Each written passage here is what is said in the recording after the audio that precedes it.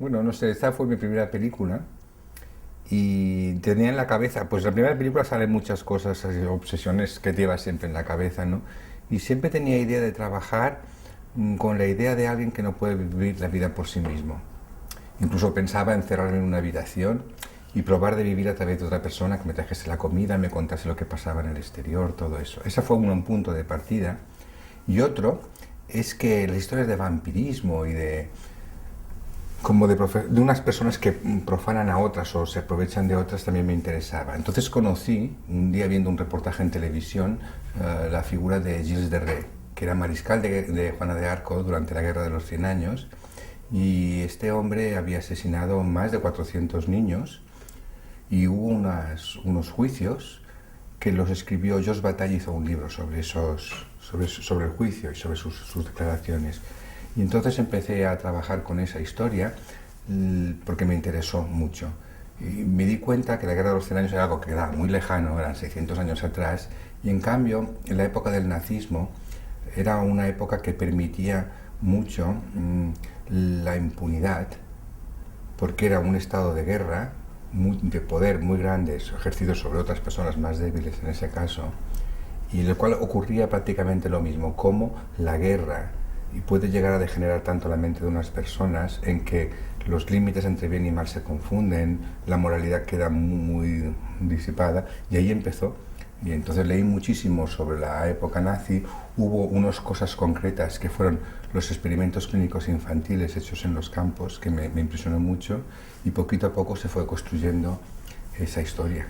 No deja de ser una idea original porque arranca de cosas que sí que son reales, por ejemplo, los experimentos, esas cosas que se hablan en la película de las agujas de gasolina en el corazón, todo eso existía, yo lo he leído, pero sin embargo la manera ¿cómo se dice?, de combinarlo sí que es algo más original, ¿no? Lo que sí es verdad es que la película era conflictiva, porque tocaba varios puntos que en aquellos momentos eran serios, que era, no sé, nazismo, homosexualidad, y esto es con niños, o sea, violencia sobre niños pequeños, y violencia y sexualidad sobre niños pequeños. Entonces eran tres puntos muy conflictivos, pero piensa que es una película que ha tenido dificultades pues casi siempre. Y lo increíble es que con el paso de los años sigue teniendo pues una fuerza, algo debe tener, una relativa fuerza, porque hace que otra gente joven se sigue interesando por esa película cuando la conocen como una cosa rara, lo que sea, pero ahí sigue. Eh, Me acuerdo que estuvimos más de 4 años, o yo estuve más de 4 años buscando productor. No encontré. Encontré un productor, pero entonces el productor leía el guión y decía, sí, pero en vez de estos niños podían ser unas chicas, adolescentes, jovencitas. Entonces yo decía, no, no, esto no es la mansión de los siete placeres, esto es otra cosa, no, no estamos, es una película, es otra cosa. Entonces encontrar a alguien que entendiera la película como era y la defendiera como era costó un poco. Pero claro, no dejaba de ser una película difícil. Entonces, pues el productor, que en este caso fue una productora, Teresa Enric, ella luchó mucho por la película y ella, vamos, parte de la película se hizo, ella misma, ¿cómo se dice?, hipotecaba no sé, su casa, no sé, o sea, tuvo muchas dificultades, de hecho se arruinó después, pobre. No. Y entonces así fue como se pudo hacer con esfuerzo personal de ella y luego de muchas otras personas, actores y equipo técnico. No, porque bueno, la película también ha tenido muchos problemas económicos, se hizo con muy poco dinero y tuvimos ya en el rodaje, a tercera o cuarta semana de rodaje, pasaron muchas cosas. Ocurrió que pues hay cosas, a ver, mira, un tema era, decían que la casa donde rodábamos estaba poseída. Y entonces había, y de hecho es verdad que algo ocurría porque en las zonas de arriba nunca podíamos subir, siempre pasaron cosas extrañas. Cuando David se quemó los ojos, el actor, se quemó la retina, tuvimos que parar el rodaje, en ese tiempo hubo unas reuniones con el equipo, se desprendieron todas las celosías, cayeron los cristales muy grandes, que casi, cuando estábamos todos debajo, pasaron cosas muy extrañas, el rodaje se separó, no pudimos seguir la película y tardamos como 4 o 5 meses en recuperar algo de dinero para poder poder terminarla. Cuando logramos ya, dijésemos, tener el dinero para poder montarla, en el momento que estábamos haciendo el montaje, nos habían invitado a Berlín, uno de los financieros, que era una pequeña financiera, ¿cómo se dice?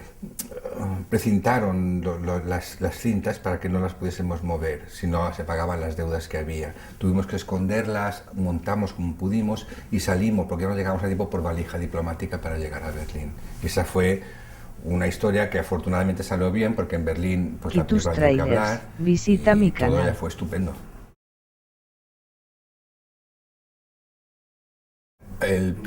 Conseguir, mira, yo pienso que yo la hice como con 30 años y a los 26 años yo tenía el storyboard ya hecho, tenía el guión por supuesto acabado y la película más no varió, o sea, del storyboard que hubo a lo que se hizo realmente ves que la película estaba ya como madura, había tenido mucho tiempo yo para pensármela y son 4 años ese proceso y luego pon un año y pico más de entre todo el otro proceso de la película.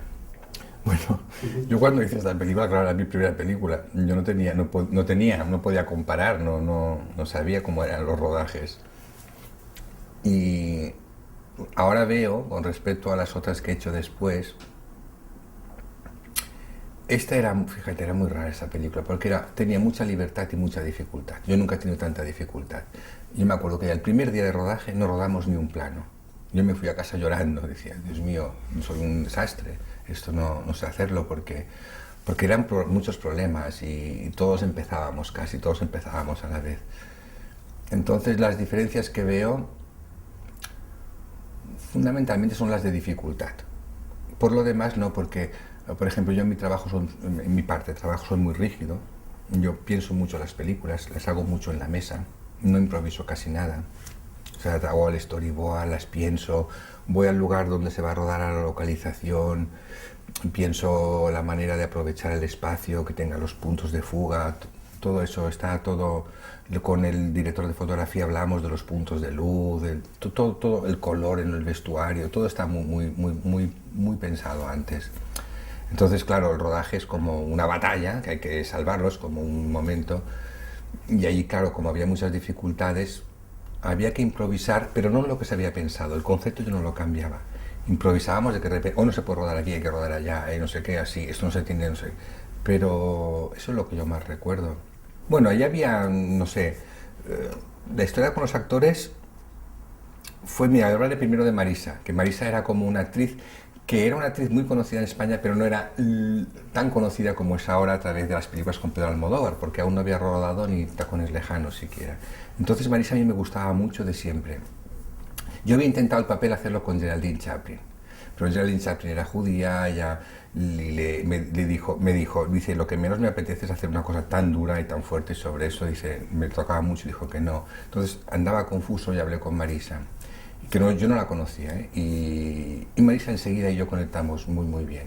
Entonces ya se incorporó a la película, no sé, trabajó como una leona porque que es su carácter además, hizo mucho por la peli y luego siempre la ha valorado mucho. Es una película, me lo dice a mí, porque ahora somos grandes amigos, me dice que, siempre, que es una de las películas especiales para ella, una película que ha marcado un poco un cambio en su carrera y que además es algo especial. Yo creo que para todos lo que la hicimos se ha conservado como una película especial.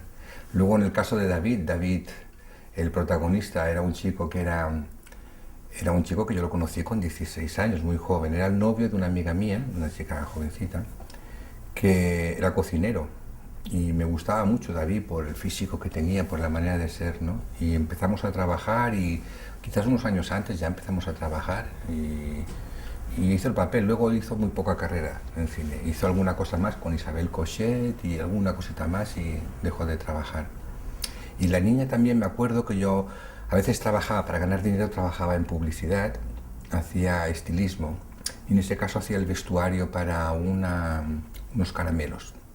Y había que hacerle a esta niña, me acuerdo, como un body, como un bañador, hecho todo con caramelitos redondos de colores. Y se lo hice, claro, tenía que hacérselos directamente en el cuerpo, con unas, o sea, colocarlo uno a uno, y duraba horas eso, de ponérselo y luego quitárselo. Entonces ella no hablaba, yo tampoco hablaba, pero no sé, bueno, comunicación muy grande. Y cuando llegó que la película podía hacerse, intenté buscar a esta niña, no la encontraba. Y en el último casting, ya cuando ya estaba buscando otras niñas, apareció ella. Y finalmente lo hizo ella, Gisela. No, reaccionaron todos muy bien porque ocurría que claro, la gente leía el guión y veía que era algo muy fuerte, a la gente le impresionaba, entonces todo el mundo tenía el miedo de que si estaba bien, les parecía que podía estar bien, pero si no estaba bien podía ser una payasada, una cosa que hiciera hasta risa, ridícula, porque era muy exagerada, muy extrema. Entonces la tranquilidad de la gente puso confianza y afortunadamente después se quedaron como gratificados porque vieron que no se escapó la película, no se nos escapó de las manos. Pero te digo, el mismo caso de Gerard, no sé, ahora pienso en Günther Meissner, por ejemplo, Günther, cuando le mandamos el guión, leyó el guión y dijo que no, que esa película le parecía, no le gustaba nada, le parecía... Es que era una película, como no se pronuncia, moralmente no toma partido, parece hasta neonazi. O sea, a mí me han acusado de que la película hacía la apología del nazismo, que cuando es todo lo contrario, pero no es igual. Entonces Günther, me acuerdo, dijo que no, y luego, meses después, él decía que no se le iba de la cabeza. Y a través de una mujer que sabía español, leyó una versión del guión en español, que antes había leído una traducción en inglés, y entonces lo entendió, él dice que ya lo entendió. Y entonces pidió para verme. Y entonces nada, enseguida se puso, y yo me acuerdo que Günther, pasar de ser una persona muy así con esa película, la defendió totalmente, totalmente, siempre. La parte primera que rodamos era en verano, un calor increíble, el pobre hombre estaba allí metido en aquella especie de lavadora, allí con muchísima calor. La manera de trabajar era muy así, y luego las escenas sexuales eran, tú quieres que lo eran raras, y él, no sé, se entregó siempre. Y como además no había dinero, muchos fines de semana él mismo nos animó a rodar sábados y domingos a escondidas, porque no podíamos hacerlo, nos animaba. No, cogen los focos, tal, lo rodamos allí, vamos, y así avanzábamos en la película. Hombre, con los niños, fíjate, yo ahora al final he trabajado tanto con niños que me he hecho un especialista de dirigir niños en cine, ¿no? Pero en aquel momento no, yo no había dirigido nunca. Y yo me doy cuenta que con los niños son seres muy inteligentes. Los puedes dirigir explicándoles las cosas. No hasta el punto, es decir, no sé, pongo un ejemplo. A un niño no le puedes decir... yo con las escenas que dijésemos la más difícil de todas, con respecto a niños, en la película es la muerte del niño gitano que le pone el en el corazón. Claro, es un niño que lo desnudan, que le pegan, que no sé qué, que le muere. Tú a un niño le dices muérete y ya él no tiene. Entonces tú no puedes explicar exactamente las cosas solamente así. No le puedes, estás triste o estás... Tienes que buscar como artilugios que acaben dando lo que tú piensas que, por ejemplo, en esa escena, tú dices, ya te clavan una inyección de gasolina y te falta el aire. Ellos no lo entienden esto, él hará, no sé qué hará. Entonces yo le decía, pues son cosas muy simples. Dices, ¿cómo te duele la barriga? Sí, pues haz que te duele la barriga. Y ahora mira arriba, mira que hay yo me acuerdo, decía, hay como un globito, intenta cogerlo con los dientes. Entonces mezclas todo eso y el niño entre que hace... todo esto junto hace que el niño ponga una expresión que está adecuada y funciona allí dentro. El niño es consciente de todos modos de lo que está haciendo. Él le pone algo más. No es solamente un juego, porque él sabe lo que está interpretando, pero tiene las formas, un poco tú les puedes ayudar en ese sentido. Y pienso que a la hora de dirigir a los niños, también depende de las edades, es informarles hasta un punto, pero no puedes dejarlo allí. Siempre tiene que haber una parte de juego. Yo a veces prefiero, es mucho más cansado, pero prefiero trabajar con actores o niños o actores que no tienen ninguna experiencia que con personas ya más, con actores muy sólidos. Es diferente, pero también se pasa muy bien. Pasa que cansa mucho. Tú con un actor hecho no tienes cansancio, el director no se cansa. Lo ve, observa, dice, corrige, pero no se implica. Pero con un niño, con alguien sin experiencia, tienes que meterte con él, entonces te agotas. O sea, tú tienes que emocionarte con él y tienes que... Bueno, a mí me pasa. Entonces, claro, esto te cansa, porque entras y sales. Es el cansancio que tienen los actores, emocional. Un actor tiene técnicas para emocionarse. El niño no. O se emociona o se deja de emocionar, o ríe, si ríe de verdad, no sabe hacer así. O sea, o si ríe. Me explico, todo llega por sí mismo. Hay que ayudarle. Se vive esa especie de cosa sórdida que luego tiene la película. En el momento de rodarla no se vivía así. Se vivía de una manera como un juego, muy ligero, eso es verdad. No, no. La Berlinale fue esa película salió y salió que ya llegó por pelos, dijésemos, llegó puede exhibirse en el festival. Íbamos muy justo de tiempo. Entonces llegamos allí, se exhibió, hubo la primera noche, yo me acuerdo una rueda de prensa, no, como una especie de coloquio después en una librería con mucha gente que venía, muchas discusiones, gente a favor, en contra.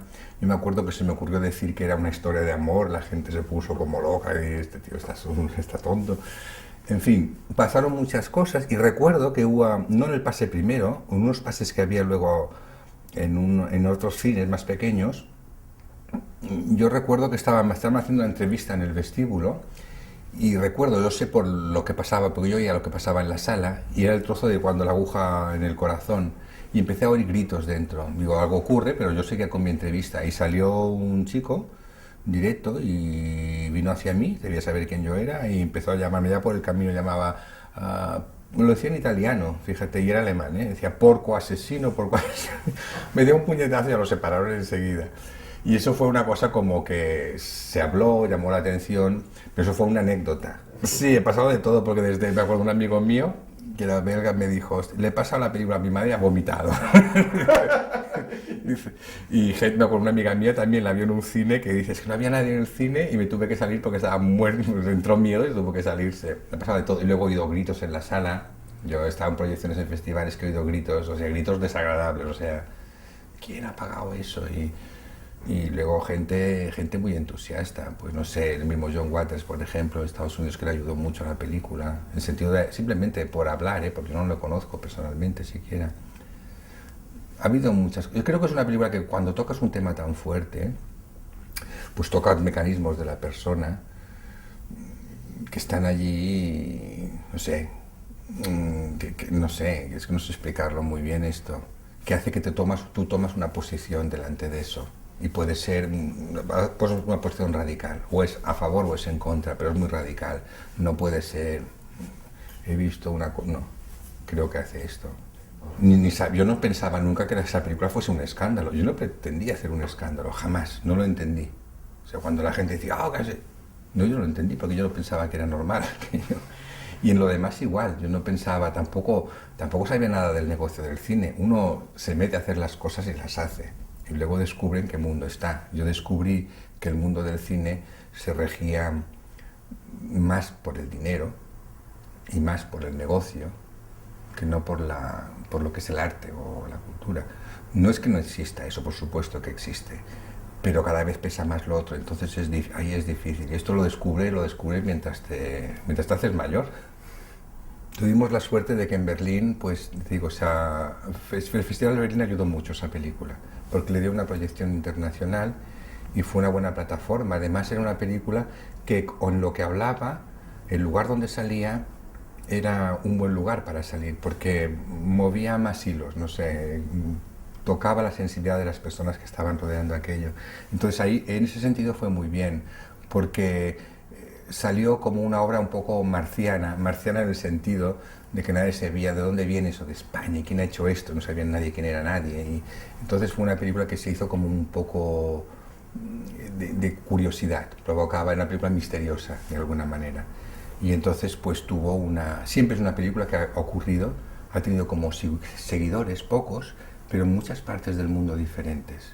Incluso ahora se mantiene todavía. Pues después de la Berlinale, del Festival de Berlín, que fue donde la película se dio a conocer, realmente lo que ayudó muchísimo fue el interés de Estados Unidos por la película. Se estrenó antes que en ningún otro lugar, entonces la película no se podía vender a otros países porque la productora quedó como en quiebra, entonces no podía venderla. Y Estados Unidos, no sé, consiguió la película, la estrenó en salas y hubo un apoyo crítico muy grande, sobre todo desde Elliot Stein, desde el Film Comment. Tuvo unas críticas muy buenas, que eso ayudó muchísimo, por supuesto. Estaba personas como John Waters, que se hicieron admiradores enseguida de la película, que decían que no la recomendaba a sus amigos porque era demasiado salvaje, pero hablaba muy bien de la película. Incluso había en la facultad, en UCLA, en la universidad, en las clases se hablaba de esa película. De hecho, se distribuyó allí en vídeo antes que en España. En España nunca ha salido en el DVD, en cambio allí ya se ha reeditado 2 veces. Todo eso ha ayudado muchísimo a la película. Incluso mucha gente española conoció la película allí. Kitus Era el Trailers. caso de Pedro Visita Almodóvar, mi canal. que la conoció allí, le impresionó muchísimo y muchas otras personas, incluso también el productor del Niño de la Luna también la conoció a partir de Estados Unidos. En España había gente pues joven, pues que sabían que había estado en Berlín, que en Berlín claro tuvo repercusión y no llegaba. Pero cuando se estrenó en un cine que en aquella época se llamaban de arte y ensayo, que eran cines de arte, ¿no? Y entonces allí sí me acuerdo que había hasta colas. Era un cine pequeño, me acuerdo de 260 localidades, aún no había estas multisalas y todo eso, y en ese cine me acuerdo que es que había colas.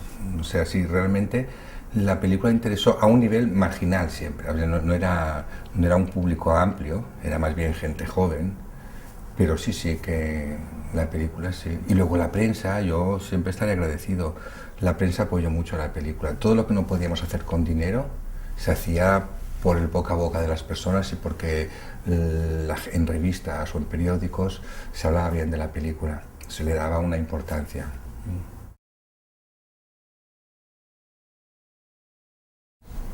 Hombre, Tras el Cristal para mí, te digo, es muy importante porque primero es mi manera de empezar dentro del cine. Creo que ahí está todo lo que yo pienso que tendría que ser el cine para mí y lo que me gustaría comunicar con los demás, creo que está allí dentro. Es la manera de hacer, que no es película, no es una película muy... No es académica tampoco, pero no es una película revolucionaria de forma. Es una película normal, casi, no es clásica, pero casi. Pero en cambio sí lo que está contando yo creo que son cosas que nos acaban de... esa especie de poética, combinada, dijésemos, con la crueldad.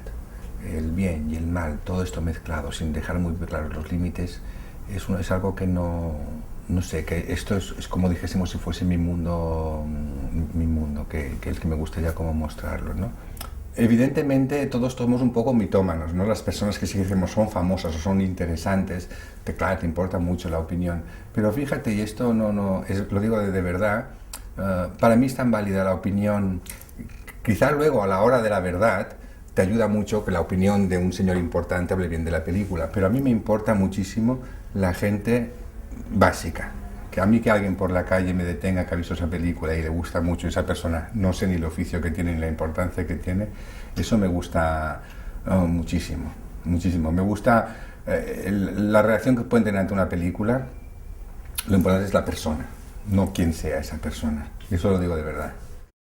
Bueno, mirando para atrás, detrás del cristal, lo que a mí me sigue gustando muchísimo es que es una película que gente joven, que son de una generación que no han vivido el momento en que ha nacido la película, de repente la descubran y les guste. Eso a mí me gusta muchísimo. Pienso que el tiempo no siempre es destructivo, sino que el tiempo lo que hace es simplemente hace las cosas que sean pasadas, pero del pasado se puede recoger a un presente. Y eso me gusta muchísimo cuando veo que eso ocurre.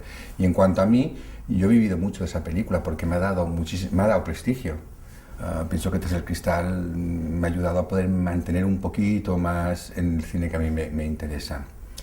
Y creo que Tras el Cristal, junto con El Niño de la Luna, El Mar y Aro todo el Boquín, son 4 películas que son muy personales, tratan un poco de lo mismo, tratan un poco de la profanación de la inocencia y de cómo el mal deviene en mal, y que pienso que estos sí que lo tienen y ahí, no sé, pienso que eso se mantiene en todas las películas y pienso que en el futuro, por ejemplo, la película que tengo que hacer yo el próximo año es otra vez una película de un niño, es durante la Guerra Civil Española y también es una historia, dijésemos, de un niño enfrentado al mundo de los adultos, un mundo que está, por supuesto, al ser la guerra o la posguerra hay violencia y todo eso, y está enfrentado a ese mundo, se vuelve a repetir.